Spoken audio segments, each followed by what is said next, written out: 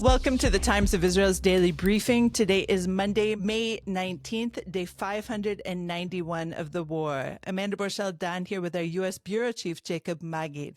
Hi, Jacob. Thanks for joining me today. Hey, Amanda. Good to be with you. It's always great to speak with you. It is early morning in Jerusalem and late at night in the U.S., and Operation Gideon's Chariots has ramped up even more overnight with airstrikes on much of the Gaza Strip. At the same time, efforts to strike a hostage release ceasefire deal have ramped up in parallel. So Jacob will tell us what is on the table right now as far as we know. And the need for humanitarian aid has become increasingly dire for the past several months. Overnight, as I was sleeping, Prime Minister Benjamin Netanyahu announced that he would immediately allow the resumption of humanitarian aid into the Strip. We have a lot to talk about, so all this and more when we're back.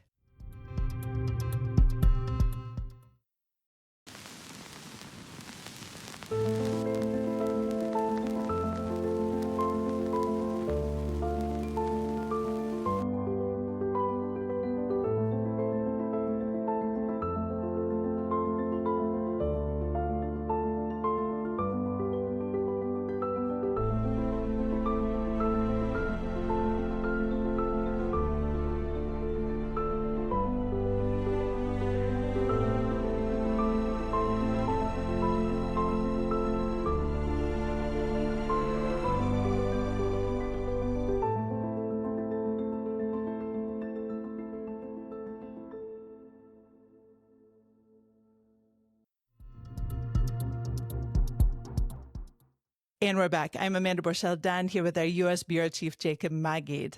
Yesterday, the new IDF spokesperson, Effie Defrin, said in a statement that 5 divisions are now operating within the Gaza Strip. This comes, as I mentioned, with overnight airstrikes over much of the Strip. The pressure is on in terms of the Operation Gideon's Chariot. At the same time, in Doha, efforts to strike some kind of acceptable deal to all sides have been ramping up over the past several days. And Jacob, there are so many different offers that we're hearing about. I was so confused. I listened to all the news last night. I watched all the programs, and I'm still confused as to what is actually on the table. It seems like we have a Hamas proposal, a Witkoff proposal, an Israeli proposal, even an Arab League proposal. So let's I don't know, should we take them one by one, or is there some kind of universal proposal that you're hearing that we're narrowing on into right now?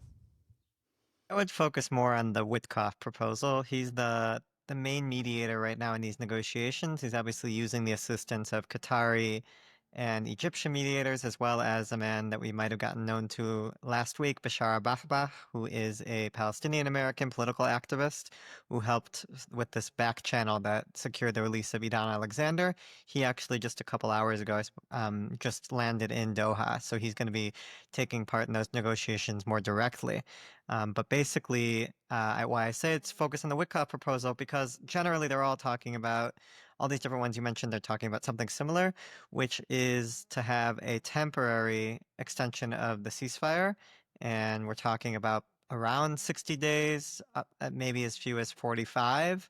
And during that time, the release of as many as 10 hostages. Could be up to 10, it could be a few less, and then also the release of hundreds of Palestinian security prisoners. But this is basically the framework that I'm speaking with various Arab officials, a U.S. official, that this is what's kind of on the table right now, and that during that time you'll have negotiations. Israel, for the first time, Netanyahu's office talks about it, that we're willing to talk about a permanent end to the war. Now, Netanyahu has very specific conditions for that, but this is the first time he's saying we're willing to negotiate this as part of this next ceasefire you'll have these negotiations that were similar to what was supposed to happen the last time that didn't really come together. But basically, what the trouble is that we're still at the same exact impasse of how this deal really looks. Is it going to be a temporary ceasefire, and that during that time you had these negotiations? Or really, is it effectively a permanent ceasefire, which is what Hamas is trying to do, because what they're demanding are guarantees from the mediators that either that they keep Israel at the table or that they simply prevent Israel from resuming the war. So even if technically Hamas is now saying for the first time, you have officials talking about, oh, we're open to a temporary deal, if at the end of the day they're saying Israel can't resume fighting after this phase is over, then it really is a kind of a permanent deal. That's where basically the impasse still lies. A couple of comments in the meantime, and then we'll resume what you have to say. First of all, I don't think this is the first time that Prime Minister Benjamin Netanyahu has said that he would end the war, because he has very specifically had the three conditions that we'll talk about in a second. And if all of these three conditions are fulfilled, he, from the beginning, I believe, of the war, has said that he would stop the war if these three conditions were fulfilled. So pause on that. Number two, I also wonder really about what you're saying about a permanent ceasefire, because obviously we're in the Middle East. We know there is nothing permanent here. It's impossible for me to think that these insurances and guarantees would cover all possibilities, meaning if Hamas would stage another October 7th, obviously Israel can defend itself again. So it just feels to me like they're playing with these words that mean actually almost nothing in the Middle East. So tell us, first of all, what are the three conditions that Prime Minister Benjamin Netanyahu has always said that would end the war? So I'll clarify. He's talked about, this is the first statement where he said publicly that this will be part of the negotiations that Israel's about willing to enter. In general, he's given broad conditions, but not willing to say that we'll negotiate on them. But the broad conditions that he mentions in the statement, which is quite unprecedented right now in the way that he framed it, Hamas has to release all the hostages. It has to lay down its arms. The entire strip has to be disarmed. And also, like, basically a fourth condition of being that needs to exile the strip. And these are conditions that Israel's saying now we're willing, under these terms, we're willing to end the war.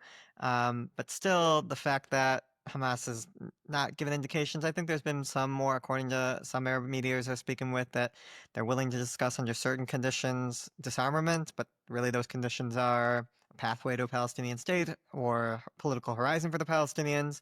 That doesn't seem to be on the table. So I don't see that there's a chance for a breakthrough in the immediate future. I think there are going to be a lot of efforts in the coming days. Now you have some more folks on the ground that weren't there a couple days ago, including Bahba. But a lot of these conversations are actually going to be taking over the phone. Witkoff is talking quite regularly with Dermer and with Prime Minister Netanyahu as well. There seems to be some buzz over a bit of a rhetoric change among the Qataris. Are you sensing that as well? I think they are under a lot of pressure from the Trump administration to try to push Hamas into a deal. I think given the possible successful targeting of Mohammed Sinwar and a slate of other senior military Hamas leaders in the Strip, that even more so the kind of the power dynamic of who's really the one calling the shots shifts back to those abroad, and those are people that Qatar does have influence over, or at least a little bit more so than the ones in Gaza. And the hope is that now that that's the case, that maybe Qatar can, and Egypt theoretically as well, that the mediators can push Hamas.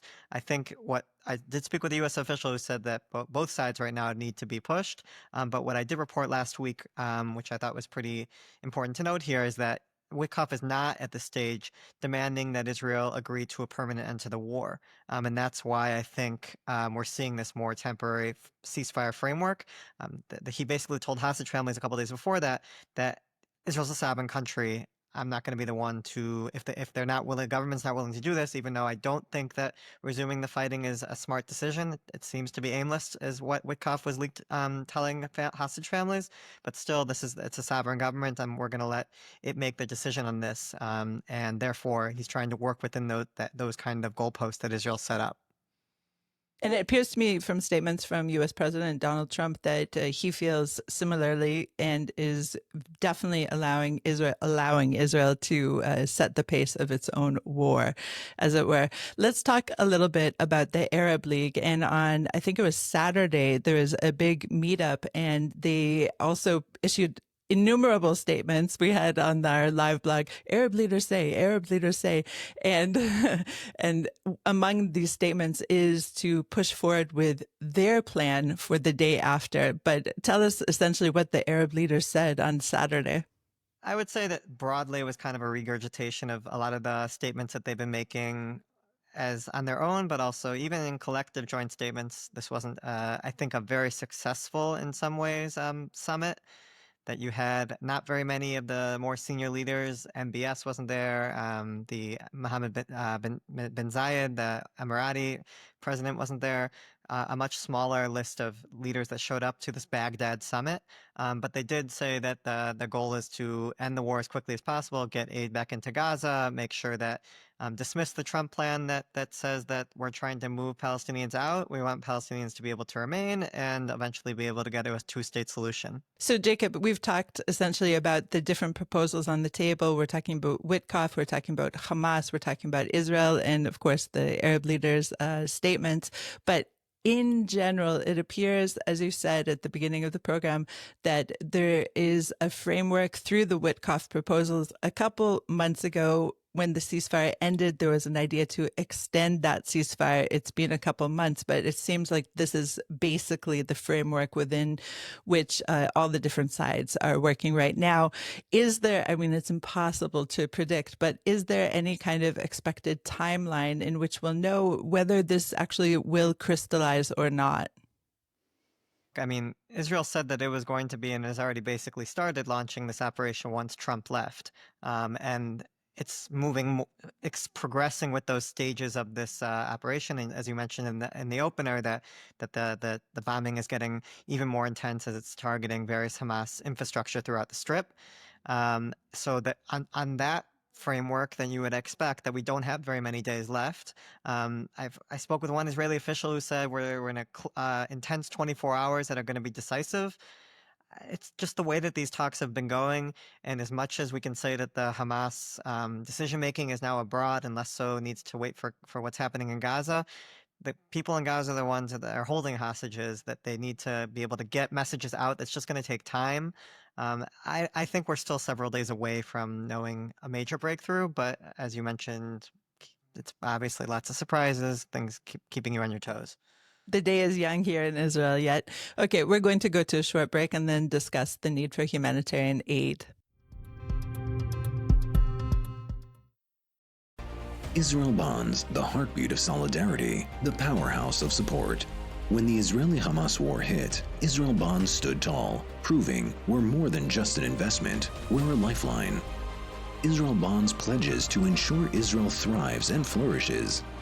Investing in Israel Bonds isn't just a financial move, it's a declaration for resilience, strength, and a better future for Israel.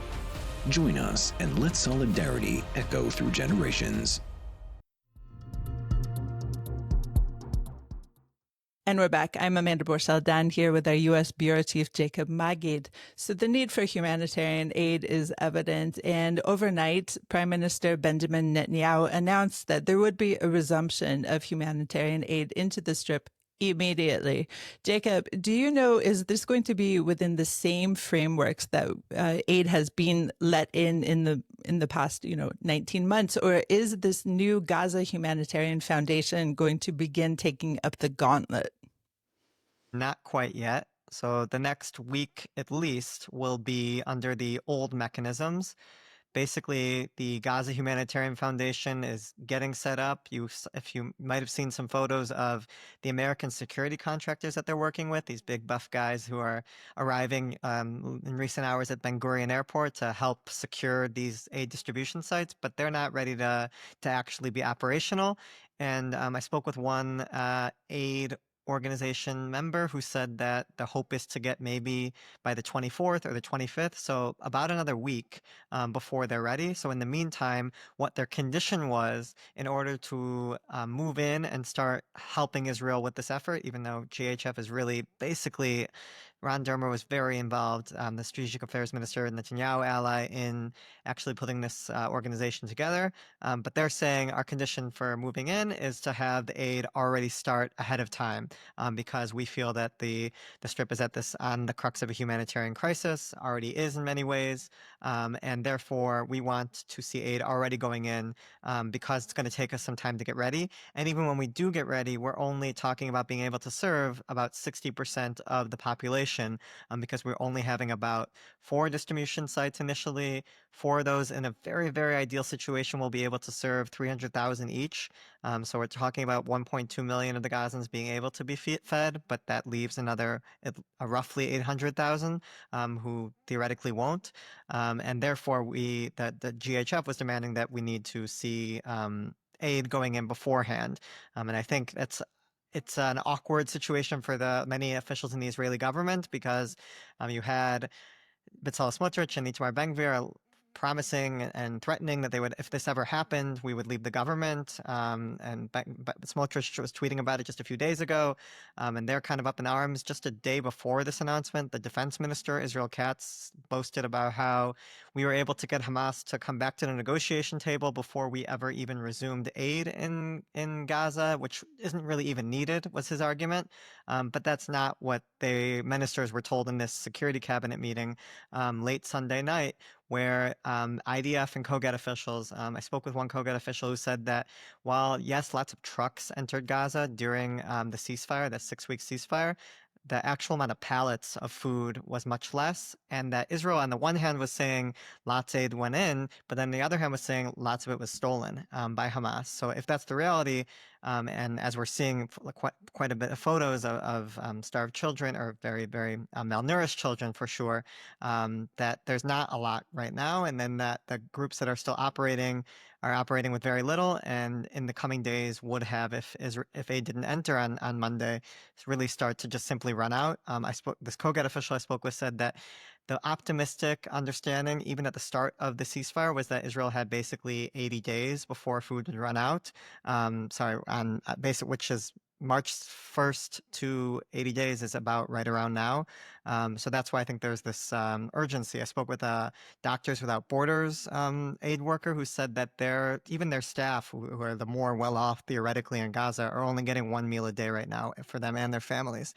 So it's quite dire, and I think that's why we're talking about Israel taking this decision that I don't think it wanted to take, but also part of the reason because it didn't really plan for this until now. Netanyahu a year ago was talking about this new foundation or a new way to get aid around Hamas, and I don't think there was a lot of action on it until recent months. And because of that, they're basically forced to use the same old mechanisms that they feel didn't work until now in terms of Hamas getting control of that aid.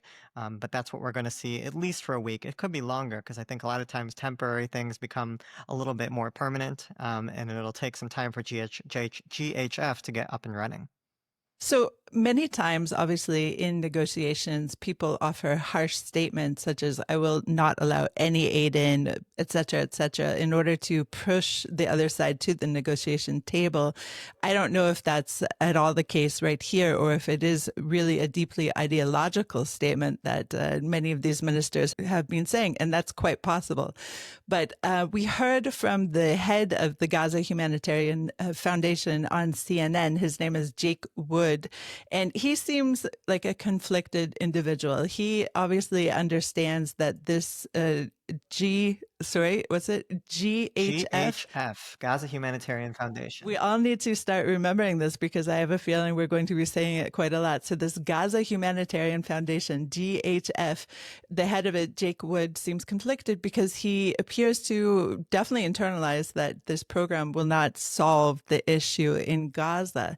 And he called it an imperfect solution. And you and I talked about this last time we spoke. It really puzzles me. It definitely boggles my mind that so many of these other aid organizations are not just jumping at the chance to join up with this group and have the protection of these buff Americans that you're describing, and be able to deliver the aid a lot more securely to the people versus the Hamas terrorists. I just still don't understand this particular piece of the puzzle.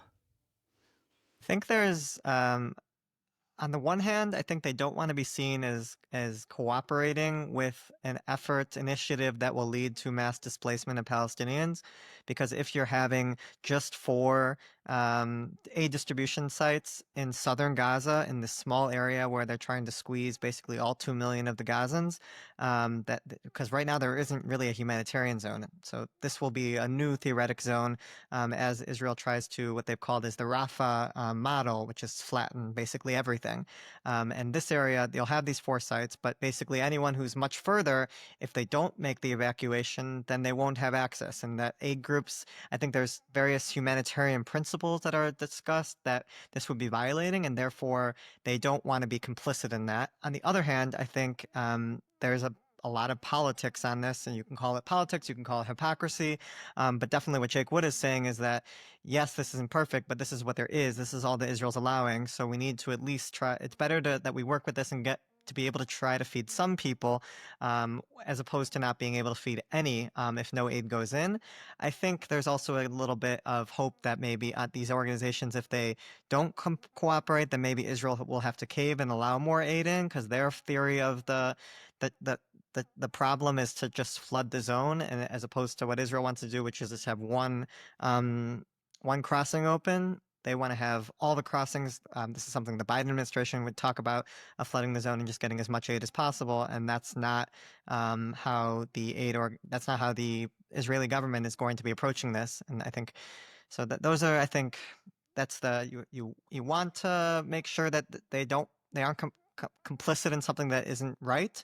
And on the other hand, there's politics clearly here, that they've been the ones calling the shots on how the aid is facilitated until now, and they don't like that that's being changed and that's being taken out of their hands. Right. And they've, of course, been the ones who've been supplying the Gazans, many of these organizations, for, since 2007 when Hamas took over. Gaza has essentially been on the wagon, the charity wagon. And so it's obviously a matter of life or death for these organizations as well, perhaps. So that's very cynical, but it could be potentially one of the reasons as well, as you said, politics. So Jacob, when do you expect the first trucks to enter Gaza with this renewed aid? And so the statement from the government is that this aid is going to come in immediately. Theoretically, we should be seeing it in the coming hours even. I do think that things take time to reopen these crossings that haven't been or the one crossing probably that hasn't been operational in southern Gaza. But theoretically, according to the statement, it's starting. Okay, Jacob, listeners, obviously check out our live blog for more updates on this and every other issue that we discussed very early on Monday morning, late for Jacob. And Jacob, I so appreciate you joining me yet again. Thanks for having me, Amanda. Thanks for listening to the Times of Israel's Daily Briefing. Please check out another installment tomorrow. This episode was produced by the Podwaves and video edited by Thomas Gersh. If you have any questions or comments about this or any other episode, please drop us an email to podcast@timesofisrael.com. Until tomorrow, shalom.